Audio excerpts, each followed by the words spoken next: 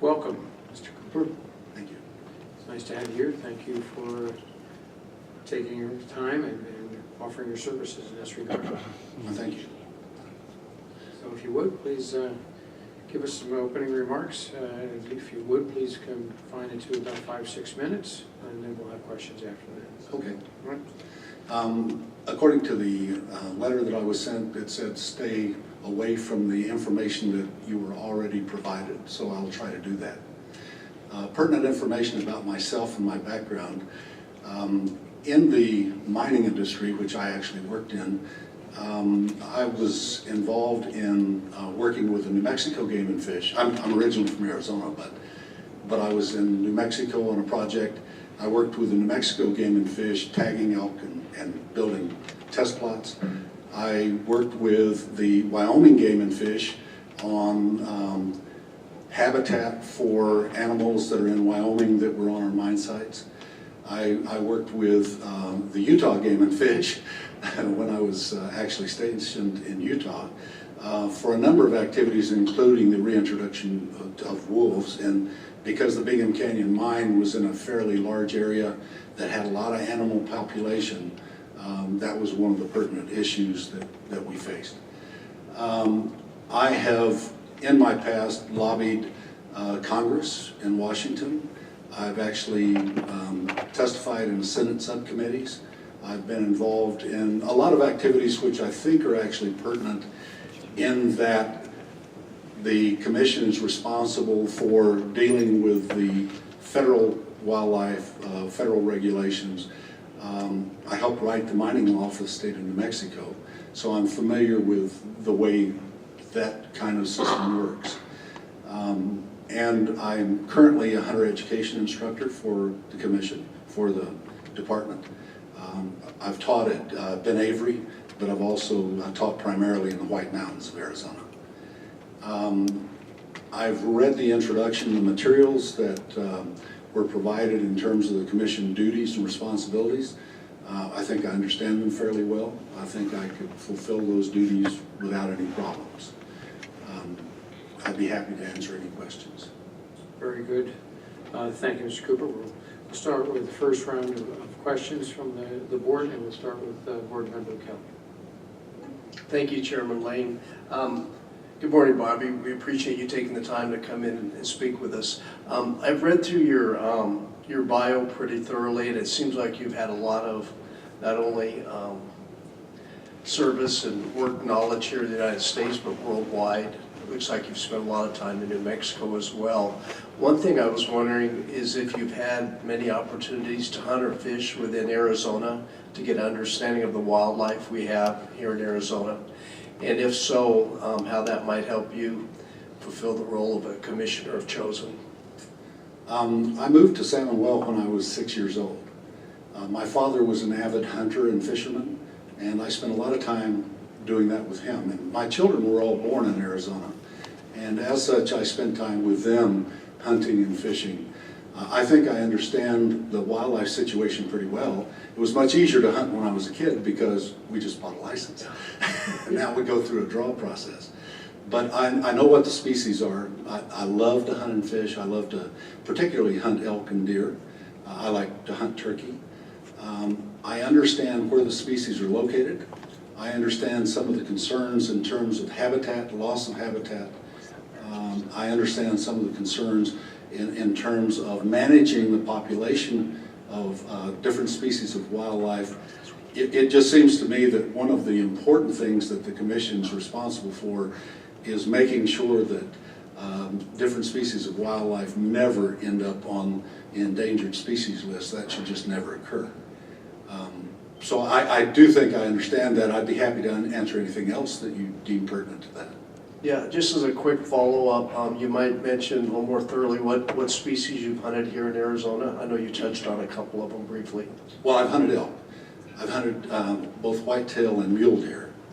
I've hunted turkey, quail, dove.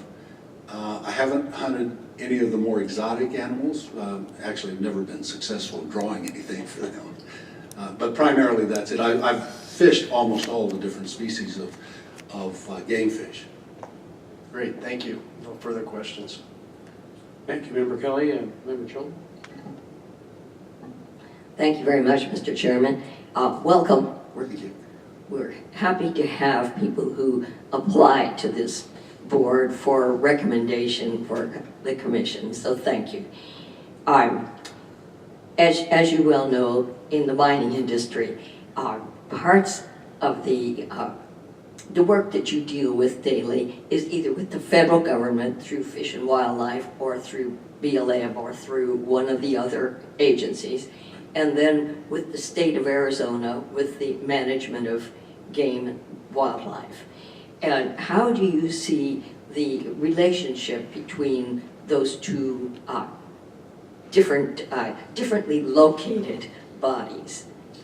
You're not talking about the industry, you're talking No, about I'm the talking about agencies. in terms of wildlife management. Right. Well, the federal agency has a little different responsibility. It's looking at things on a broader perspective. The state agency is responsible for very specific species that are indigenous to or have migrated into Arizona. I think it's pretty important that the agencies are able to work together, even though I know that there are some states that have put up roadblocks in dealing with federal agencies and all. I think that's a mistake. I think that you have to work with people and make sure that the interests are served from both places.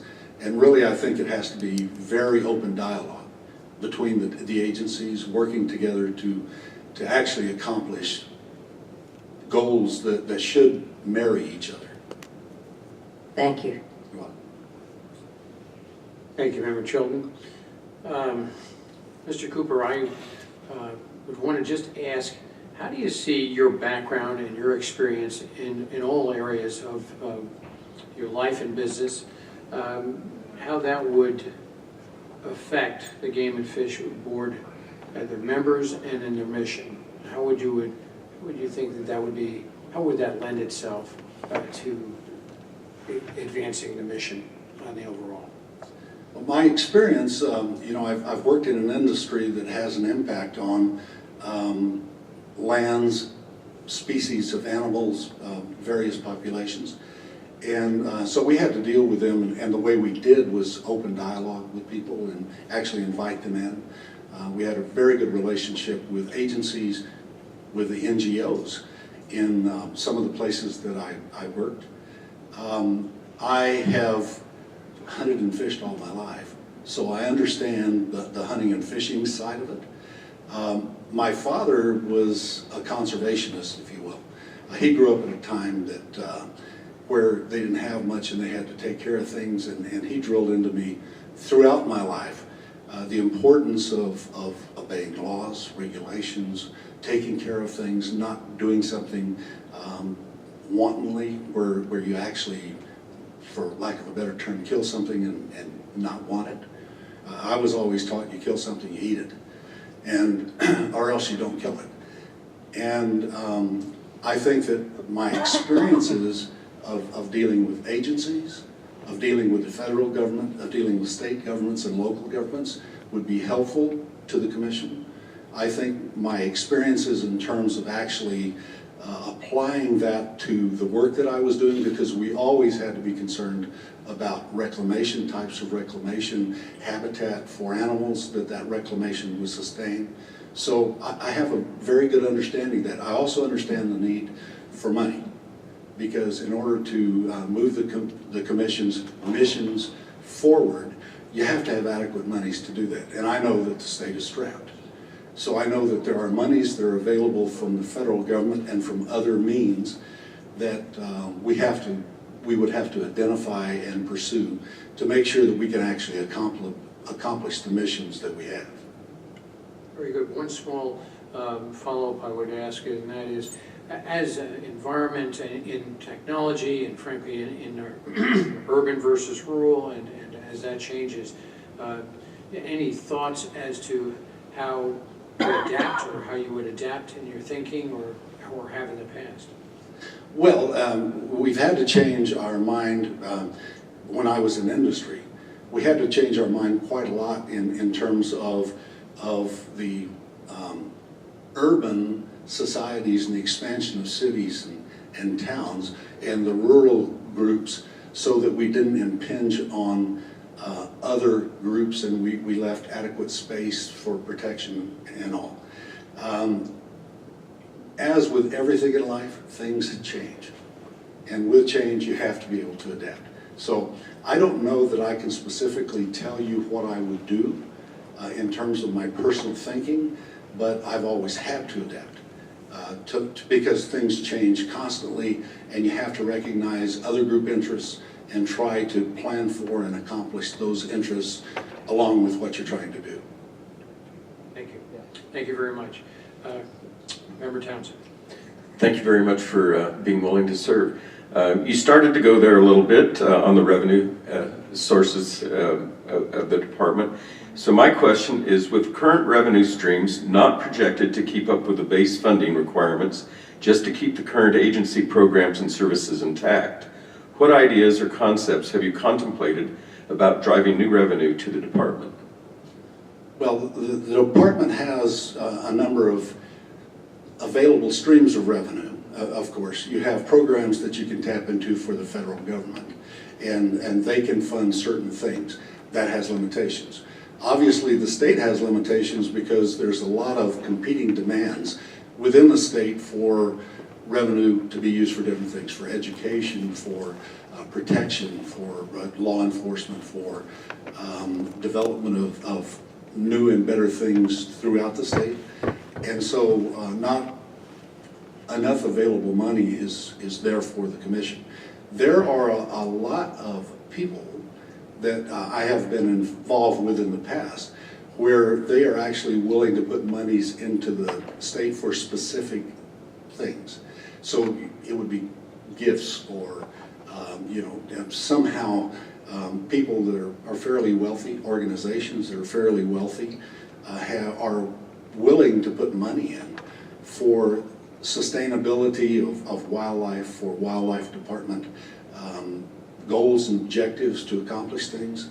So I think that there are people there that you have to approach, you have to identify, you have to go after those funds which are available. Thank you very much. Thank you, Member Townsend. Member Williams. Thank you, Chairman Lane. Bobby, would you please explain the importance of the North American model of wildlife conservation as it pertains to the Arizona Game and Fish Department and Commission? I'm not sure I completely understand what you're expecting me to articulate, but the North American model is looking at, number one, what are the habitats available? What are the impacts of societal needs which change those, and so you have to modify that. You have to develop enough habitat, you have to develop the areas where wildlife can be sustained, and you need to set up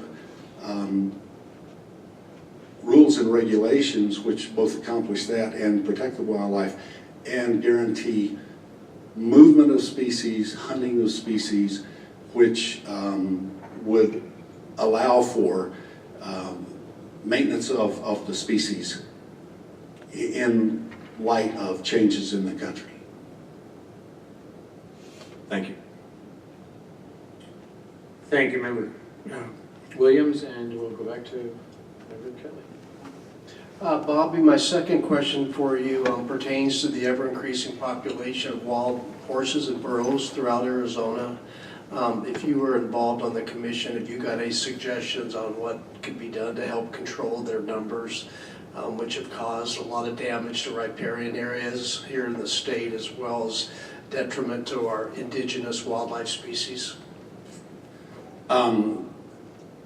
In my opinion, part of the problem is that people are turning horses loose. There are wild horses, there are burros and mules and so forth that have been turned loose and have multiplied, living in the wild, and have created problems. So I think there has to be some responsibility by the people that are actually doing that, to have to either take them back or pay for it.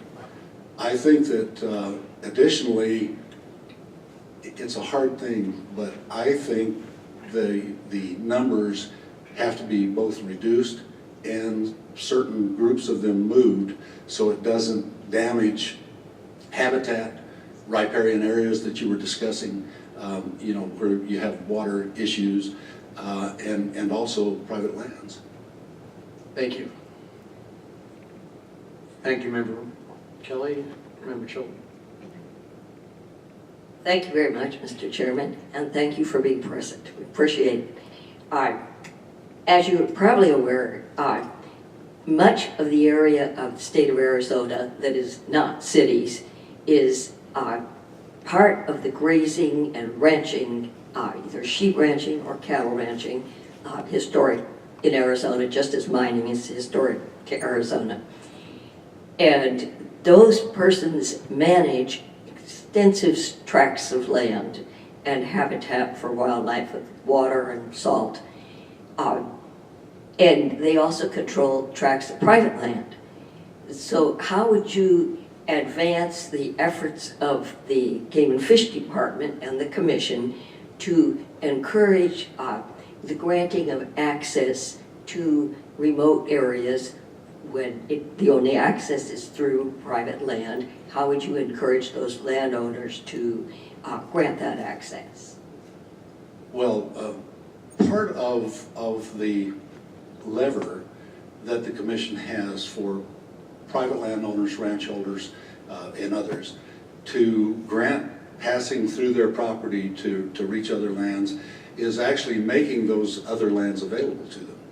And if, frankly, if they're living in an area where you can't get into a wilderness area in order to hunt fish or to do what is necessary to maintain habitat, it seems to me that the commission actually has quite a carrot to offer for allowing those people to use those properties, you know, whether it be BLM land, because I know that the commission works with the BLM, it's state lands, it's federal lands, forestry.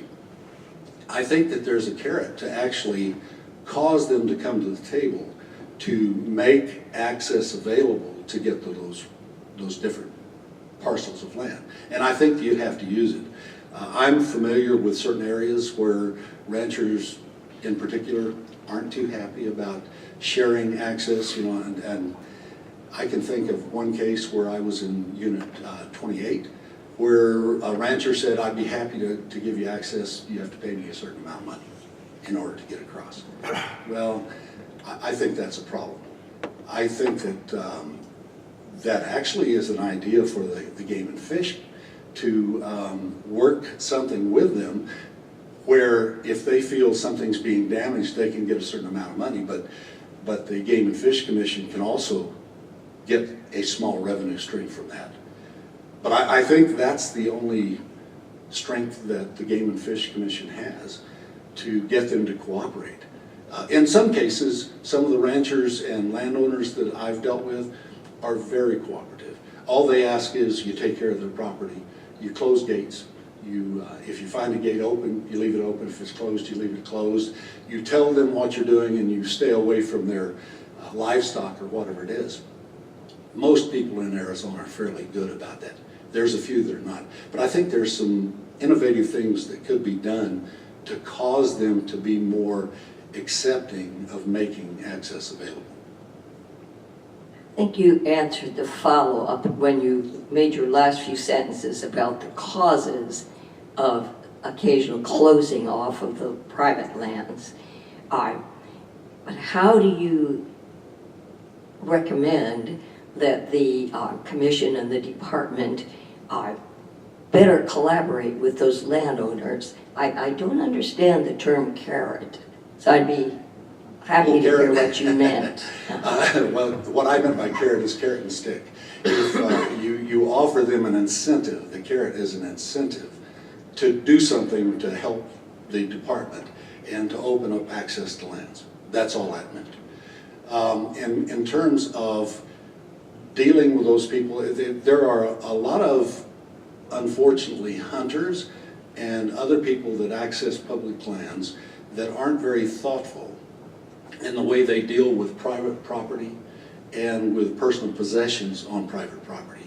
So, one, we have to educate those people and make sure that they understand the ramifications if it doesn't happen. Two, there has to be an open dialogue between the department and the landowner to understand what is happening and to help them in dealing with that. And third, I think that there needs to be some kind of enforcement by the commission in terms of hunting and fishing rights, of taking those away if you don't deal with private landowners in the proper way. Thank you very much. Thank you, Member Chilton. I'm going to pass on the second question, and Member Townsend. Thank you. There's been a lot of discussion about hunter ethics and fair chase in the pursuit of game. What is your position on fair chase and any specifics about what you believe a commission can do related to this issue? Well, my understanding and my view of fair chase is that you actually follow the rules and regulations that currently exist about how you handle fair chase. That is, you don't hunt from roadways, you don't shoot across roadways, you don't hunt close to homes and other developed areas. You hunt in areas that are permissible to hunt. You don't set up traps for things. You actually go out and put in the hard work that it takes to get the animal that you're trying to achieve. And I think that to a large part, there's been a lot of success in terms of fair chase. I don't know, I don't have information about how many citations are written or what actions are taken or how many people are involved in that sort of thing. My experience is really limited to people that I know, people that I hunt with, people that I see hunting, and for the most part, I think they follow the fair chase rules. Occasionally you get what, for a lack of a better term, idiots that are willing to pursue other means. They use the wrong kind of weapons, they use traps, they set up some kind of a system where they're trying to hunt near water, where the animal's going to come into water, and those things are unethical. So we have to be sure that we train people properly. I think the hunter education program is a very good program. I think they impart a lot of good information. I think it can be improved. So I think we should always look at how we improve that.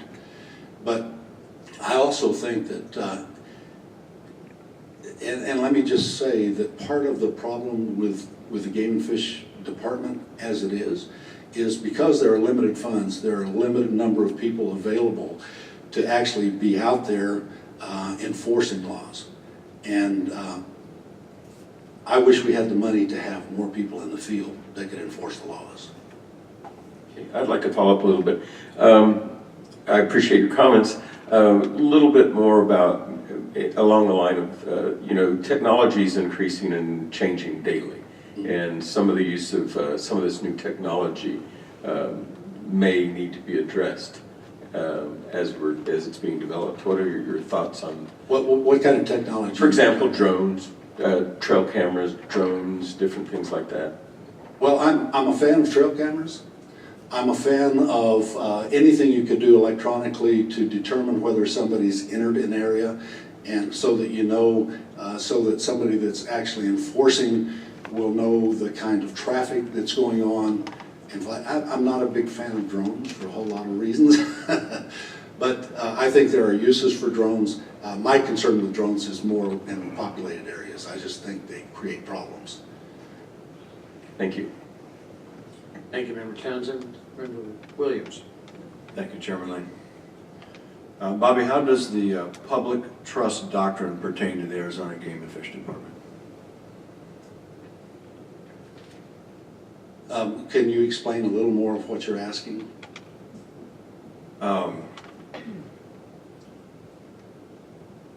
There is a doctrine that talks about the responsibility to the public that the Game and Fish Department considers.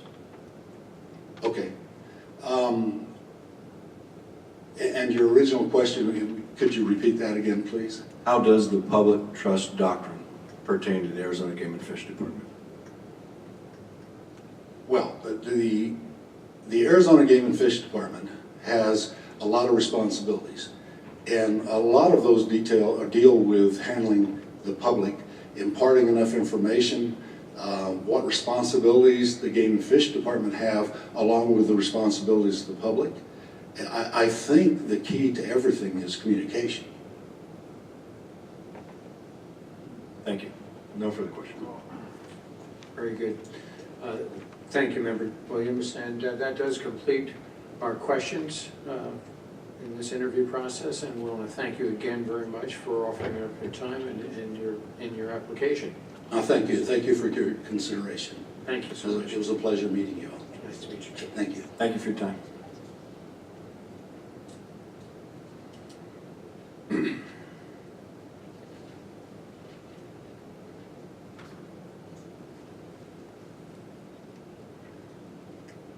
Well, that does complete our interview process.